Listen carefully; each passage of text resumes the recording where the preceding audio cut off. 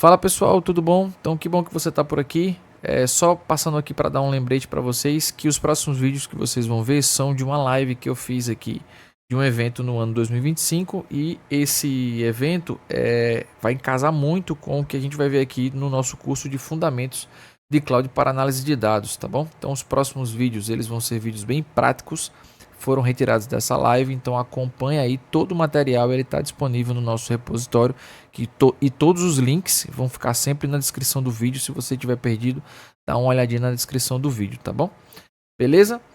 É isso, só dá o gás aí nos próximos vídeos e sim, não se esqueça de se inscrever nos nossos cursos, né? A gente tem cursos online como esse que você está aqui agora, temos cursos presenciais também aqui na cidade de João Pessoa, tá bom?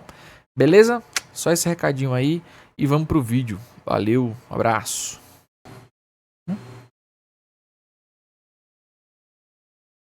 Deixa eu pegar aqui, abrir um novo script. A gente vai estar utilizando esse DW Uniesp, né, que foi o banco que a gente criou lá no nosso Docker. Tá lá esse DW Uniesp aqui. Consequentemente, a gente não vai ter nenhuma tabela, né, nesse cara aqui. A ideia é que quando a gente executar o comando lá, essa tabela ela seja escrita e ela apareça aqui, tá certo? Então a gente vai programar esse cara aqui. Deixa eu só selecionar a base certa, né? É esse aqui. Mudou não? Ups. Já sei por quê. Aqui eu estou no dbeaver, mas você pode utilizar a sua IDE, a IDE que você queira, né? Enfim, fica aí à vontade, tá? Beleza. Então como é que eu faço no dbeaver, né? Cheguei no dbeaver. O dbeaver que vocês devem abrir aí, ele vai estar instalado, talvez ele não esteja nessa coisinha preta, tal, enfim, vai estar todo branquinho, beleza, não tem problema. Você vai vir aqui em cima, ó, New Database Connection. Certo? Você vai selecionar qual é o banco de dados que você quer. Tá? Você vai selecionar ali. No caso, a gente vai estar usando o Postgres, mas você pode usar outro banco. Aqui, ó, tá vendo? Já tem o DuckDB, já tem os mais novos. Enfim, já tem banco de dados com Dremio, tem banco de dados com força aqui. Então, a gente vai selecionar o Postgres. Vai dar um Next. E aí, a gente vai criar uma nova conexão. Essas novas conexões, assim, essas configurações aqui, onde é que eu pego? Novamente, se você criou o seu Docker Compose, você vai ter todas elas aqui, ó. Usuário, senha, a porta, certo? Então você vai ter todas elas aqui. Então não vai ter o nome do banco de dados, não vai ter muita diferença. Se você instalou o banco de dados, você vai utilizar as configurações que você já instalou no seu banco. O nome do banco de dados que você passou no início, o localhost é localhost mesmo, o usuário e a senha que você criou também anteriormente. Então, e depois, por fim, só fazer um teste de conexão. É isso, certo? Basicamente, é essas configurações. E como é que ele tem que ficar, professor? Tem que ficar assim, ó. Tem que ficar dessa forma, ó. O localhost, que é o máquina local, né? O nome do banco de dados, DW Uniesp, que é aquela mesma configuraçãozinha que está lá. O nome do usuário e a senha. As mesmas que eu passei lá no meu Docker Compose, ou no seu caso, se você instalou pelo SGBD, lá pelo linkzinho do Postgres, você vai precisar passar o usuário e senha que você criou no início, no momento da instalação. Dica pelo resto da vida: se você perder esse usuário e essa senha que você configurou no início da sua instalação lá do Next Finish, você só tem uma possibilidade, é desinstalar o banco e instalar de novo, porque essa senha a gente não recupera ela quando você faz a configuração via a instalação normal, né? Next Finish. Se você fizer a instalação via Docker, que é esse nosso caso aqui, beleza, basta só você vir aqui, pegar ele de novo, subir e baixar o banco, tanto faz, né? Pelo seu Dockerzinho. Stop e eu vim por aqui, como a gente fez logo no início agora da volta que a gente estava conversando. Beleza? Então, é bem simples. Se você instalou o banco por via Next Finish, você esqueceu da senha que você acabou de colocar, Olha aí. Se você esqueceu de colocar a senha que você acabou de criar, aí, meu filho, me desculpe, viu? Perdoe, que só desinstalando e instalando de novo. Pronto. Faça uma tatuagem com a senha, beleza. É isso. Certo? Pra você não esquecer nunca mais. Então, assim, fizemos essa parte. Passamos as configurações, vamos fazer um teste de conexão. Pronto. O teste de conexão ele tem que dar essa informação para vocês aqui, ó. Test connection, né? Então tem que dar esse positivo, né? Esse acontece muito, né, Kenji? É verdade. Nossa, essas senhas aí, pelo amor de Deus, né, minha gente? Maria 123, as melhores.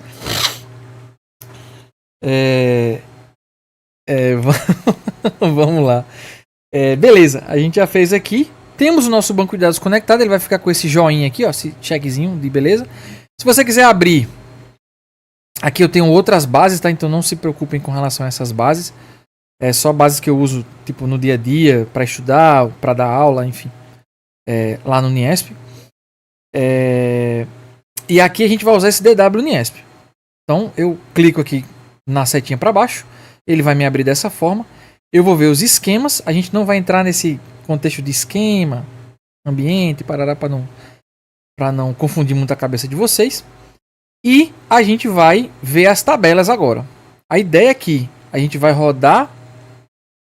Qual a diferença do Debiver para o Docker? Beleza, Bispo, boa pergunta. O Docker, ele é o nosso provedor de serviços. Né? É o local onde ele vai manter e vai simular uma cloud para a gente, né? Uma nuvem, vamos dizer assim. Onde eu posso subir vários serviços lá dentro desse Docker e ele vai estar se autogerenciando. Processamento, memória, HD e tal. O Debiver, ele basicamente é a minha IDE de banco de dados. É como se fosse o meu VS Code para programar, vamos dizer assim. Isso, já sim, WSL. Tenho até nessa máquina aqui também. Isso, perfeito. Ó. Eu tenho até nessa máquina aqui, que é esse Ubuntu aqui, perfeito. É isso. Ele é um ambiente à parte do próprio Windows, né? Ele é um outro ambientezinho, uma máquina virtual simulada que ele se autogerencia. Basicamente é isso, mas segue essa mesma linha ali do WSL, certo? Só que aqui o Linux é o meu sistema mesmo. No Docker também ele faz essa configuração de se autogerenciar. E aí, beleza. No Debiver é a minha IDE. É como se fosse o meu VS Code, né? Para banco de dados. Só serve para banco de dados. Você vai conectar, que a característica dela principal é que você possa trabalhar simultaneamente com vários bancos. Então eu poderia... Aqui mesmo eu tenho até um exemplo. Eu tenho esse MySQL, eu tenho um Postgres, eu posso ter um MariaDB aqui também, ó, tem um outro banco de dados aqui. Então eu posso ter vários bancos de dados para poder trabalhar com várias fontes diferentes, né? Fazendo essa minha... Tudo consulta SQL, tudo consulta trigger, procedure, eu posso fazer tudo aqui dentro do meu Debiver. E alguns conectores, eles já são nativos, como a gente já pode ver, né? Se caso não tiver atualizado, ele mesmo faz atualização. Pode usar o NoSQL também aqui. Eu acho que deve ter. Ó, Mongo. Não. Deixa eu ver se tem aqui no... Eita, eu nem sei se tem, velho. Deve ter, bicho, mas eu nunca usei não, tá ligado? Tem um bocado aqui. Eu nunca parei pra usar não. Mas eu acho que sim. Já vi uma galera dizendo que usou. Mas eu particularmente nunca usei não. Mas eu acho que dá pra usar. Ó, Neo4j, pra galera que trabalha com grafos. Ó, tá vendo? Tem coisa pra caramba, velho. Ali, tá vendo? É isso mesmo, ó, o Mongo. Ó, tem o Presto. Tem coisa com força aqui, velho. Vocês podem brincar depois ali, se vocês quiserem. Tem dos mais novos aos mais antigos também, enfim. Vocês podem dar uma brincada ali depois. Então, basicamente, ela serve pra isso, né? Pra gente poder ali pegar vários estilos de bancos de dados diferentes e ter um único local para poder codar. E não, por exemplo, agora eu vou mexer no banco X. Aí eu vou lá no SGBD do banco e mexo lá. Eu vou no SGBD X agora. E aí a gente tem um local só para poder ficar ali trabalhando, né? E não várias ferramentas ao mesmo tempo. Tá bom? Beleza. Tá, agora a gente vai executar esse cara aqui. Então qual é o meu usuário? O meu usuário vai ser... Vou pegar até daqui, ó. Vocês podem também depois pegar.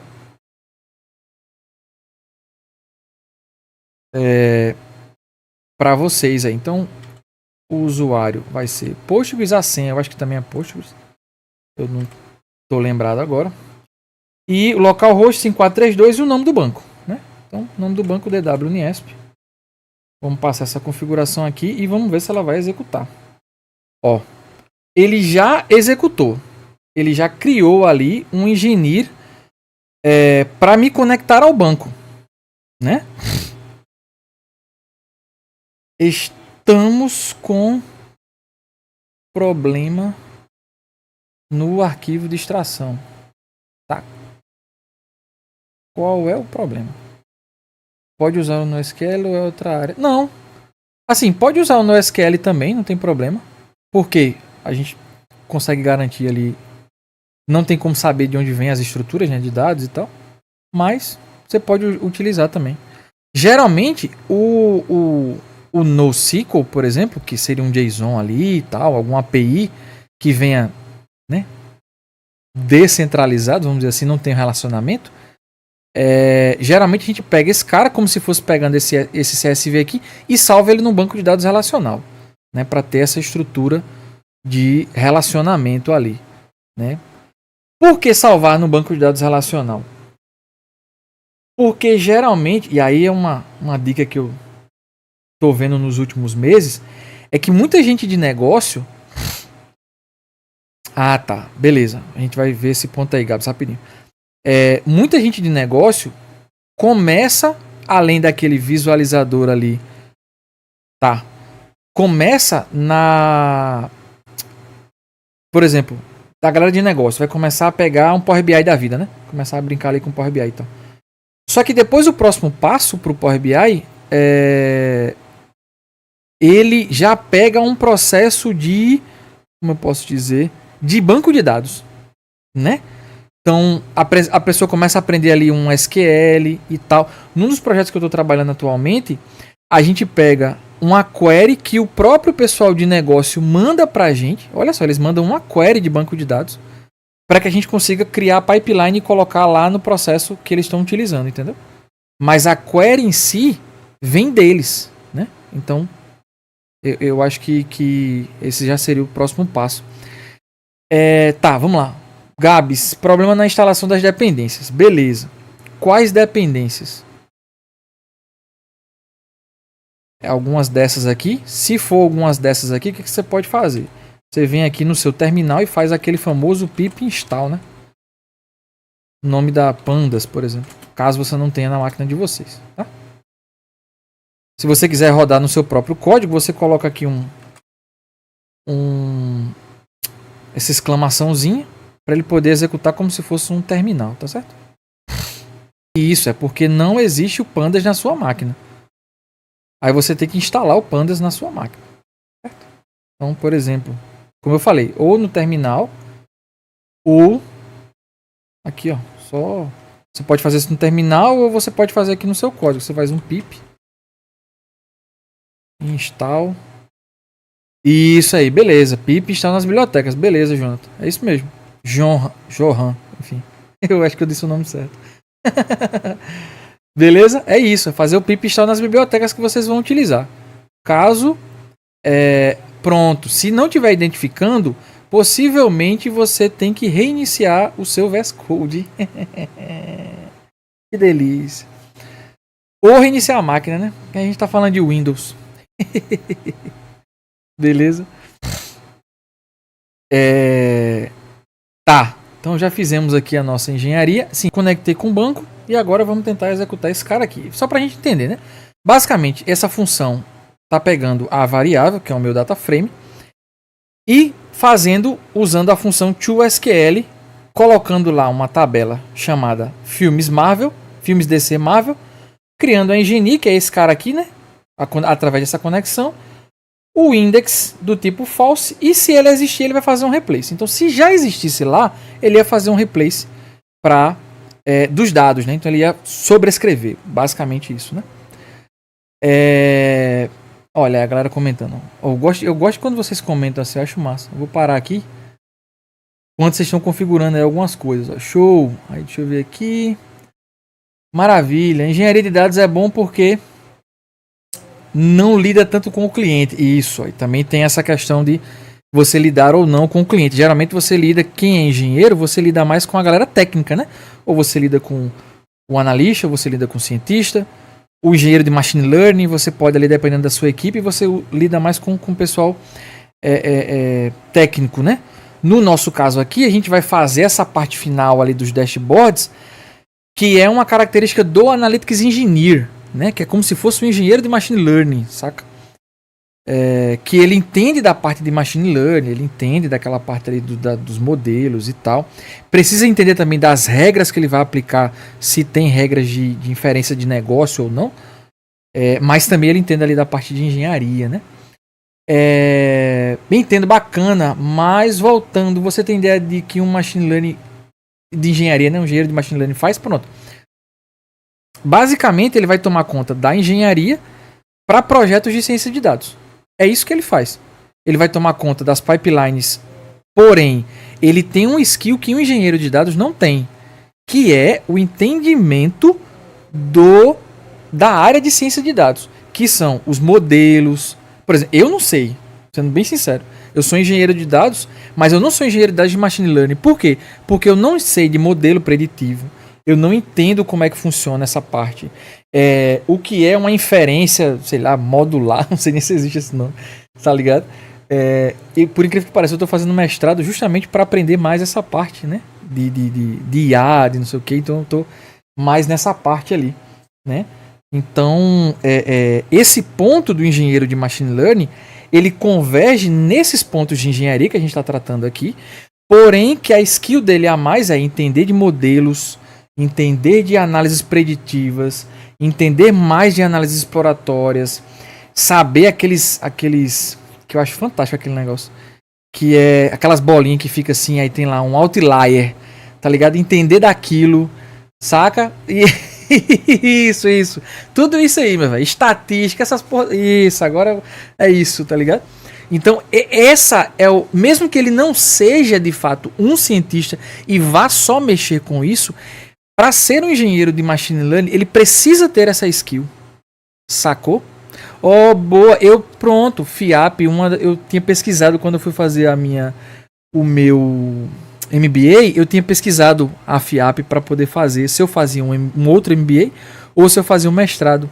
Boa, parabéns, é isso aí. Então, assim, tem que ter essas duas características, né? Isso, mexe com muita coisa, velho. Então, eu não manjo muito desses negócios, então. Aí, ó, olha, Kenji é o cara, Kenji, ele é o cara da ciência de dados, eu já disse a ele já. Ele manja muito. Depois vocês troquem figurinhas aí. Kenji Bispo aí, que Kenji manja pra caramba. Kenji tava com uns projetos brabo aí de ciência aí, ler PDF, um negócio doido aí.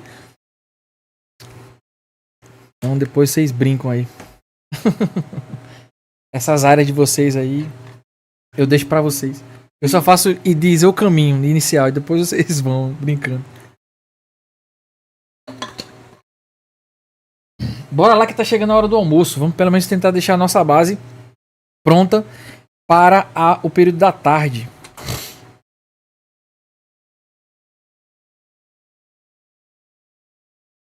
Opa, deu um errinho. Isso é maravilhoso. Ah, claro, porque não tem um cursor criado antes, né? Então, o que a gente vai... Vamos dar uma olhada aqui nesse erro. Sim. Problema resolvido. Como sempre. Se teve algum problema, sai do Fusca e entra de novo, né? Aquele famoso... reinicia. E dá tudo certo. Então foi basicamente isso que eu fiz. Eu só fiz reiniciar aqui o VS Code. Atualizei também. Aí só para vocês verem, né? Atualizei também as minhas libs aqui. Dei uma atualizada para, enfim, dar tudo certinho ali. Algumas ela atualizou, outras ela não atualizou, porque ia dar incompatibilidade, então acabou que não fez. Mas o que deu para corrigir, ela acabou corrigindo. E aí, um outro ponto foi a questão do o que, meu Deus? Sim, de reiniciar o VS Code. Então, como é que eu faço essa parte de reiniciar o VS Code? Basicamente, só ver aqui se tá certinho. Beleza. Tá. Então, basicamente, reiniciar o VS eu uso esse comando aqui, Ctrl Shift P de pato, né? E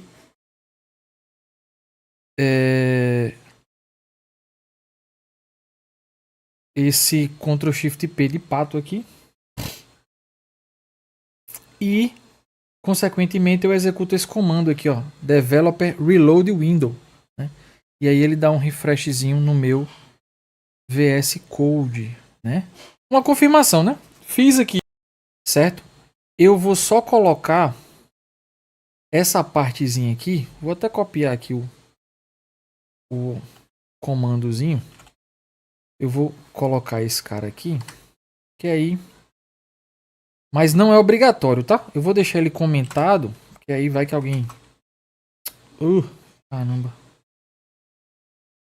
Deixar ele comentado aqui. Só pra gente não se perder. Tipo, caso não esteja com as libs atualizadas, executar esse comando. Isso aqui é só caso você não esteja com as libs, né? Você executa esse comandinho aqui, tá?